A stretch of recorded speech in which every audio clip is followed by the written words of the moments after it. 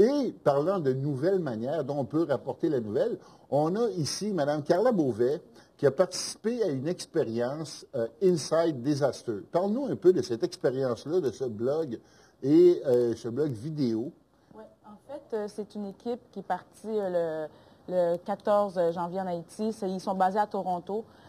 Juste pour faire un contexte, moi, j'ai étudié en journalisme, j'ai étudié en communication. J'ai jamais vraiment travaillé dans un média avant InsideDisaster.com. En fait, sur Twitter, ils avaient mis une annonce comme quoi ils cherchaient quelqu'un de Montréal pour traduire les différents blogs qu'ils allaient mettre en ligne et aussi pour parler un peu de ce que Montréal vivait, ce que la communauté haïtienne vivait.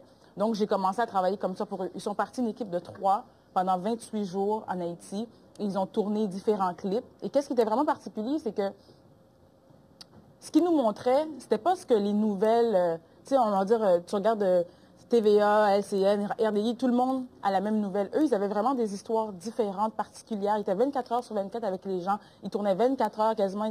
Ils dormaient peut-être 1 heure par jour, puis ils nous montraient des nouvelles qu'on voyait pas dans les médias traditionnels. Donc ça, c'était vraiment particulier. Puis on avait un attachement avec certaines personnes aussi qu'on apprenait à connaître pendant ces 28 journées-là. Et aussi, ce qui est intéressant, c'est de voir les médias traditionnels qui prennent ce contenu-là, comme CTV, Global, Radio-Canada, ont pris les vidéos telles quelles, puis les ont présentées dans leurs différents topos nouvelles. Donc, c'est vraiment de voir comment une petite équipe de 3 personnes qui s'en va avec une petite caméra en Haïti, comment ça peut faire un truc viral et encore plus, je dirais, particulier et encourageant, c'est de montrer qu'on avait un fixeur là-bas qui était là, Emmanuel, qui a suivi l'équipe pendant tout le séjour là-bas. Brièvement un fixeur, parce que je pense que c'est pas tout le monde qui sait quoi. En fait, c'est quelqu'un qui était là pour aider l'équipe qui était là de tournage, les conduire à différents lieux, leur montrer un peu... réseauter sur le terrain, quelqu'un qui connaît bien le terrain. Exactement. C'est ça. Oui, donc Emmanuel qui était là, puis maintenant que l'équipe est repartie, mais c'est lui qui blogue pour Inside Disaster en direct d'Haïti. Et c'est quoi l'URL de Inside Disaster? InsideDisaster.com. InsideDisaster.com en un mot. Exactement. Donc, les gens peuvent aller voir les différents reportages. Il y a 28 reportages sur 26 jours qu'a duré le séjour de l'équipe.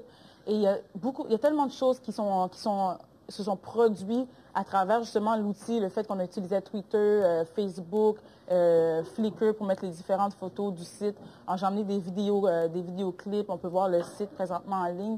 C'est vraiment génial de voir la force. Parce qu'à la base, Inside Disaster, c'était censé être un documentaire. Et puis, ils sont partis dans l'idée de faire un documentaire. Puis, quand ils sont arrivés sur place, ils ont dit, on a tellement de contenu, on a la possibilité de mettre ça en ligne et de faire de la nouvelle. C'était ça, la force. Moi, je me souviens, je l'ai vu, je pense que c'est 24 heures après que ça a été mis en ligne. Et c'était la force. C'est qu'on avait l'impression que c'était une couverture, mais vue par des documentaristes. Exactement. Et ça, normalement, là, on attend 6 mois, 1 an, avant de voir le fruit, puis on se dit, oh wow. Mais là, on voyait tout de suite ce qu'ils voyaient. Et il y avait la partie, justement, de Carla. Moi, je trouvais ça fascinant parce que je disais, non, mais on n'arrivait plus à saisir, ils étaient combien sur le terrain. C'est parce qu'on lisait comme il faut, OK, elle est à Montréal, lui, il est là-bas, il prend des images, l'autre va le rejoindre, mais on ne savait plus, là. Ça avait l'air d'une pieuvre qui était partout dans le pays et par où on pompait des témoignages. Et tout ça se retrouvait assez rapidement sur Internet. C'était fascinant. C'est vraiment, moi, quand je parle de votre expérience, c'est carrément une nouvelle forme de documentaire. Exactement. On est rendu à autre chose là, avec ce que vous avez fait. Et éventuellement, même, ce qu'on pourrait faire, c'est prendre ces vidéos-là et les remixer et faire un nouveau documentaire à partir de plusieurs de ces éléments-là. Ça va être fait. Aussi, qu'est-ce qui est vraiment, je trouve, qu'est-ce qui est intéressant aussi, c'est de pouvoir mettre à disposition tout ce matériel-là. N'importe qui veut avoir des images, des photos, peut aller sur le site d'Inside Disaster, les prendre et les reposter. En fait, c'est comme ça ne nous appartient plus. Quand Radio-Canada part avec sa caméra, filme ses images, mais ça lui appartient.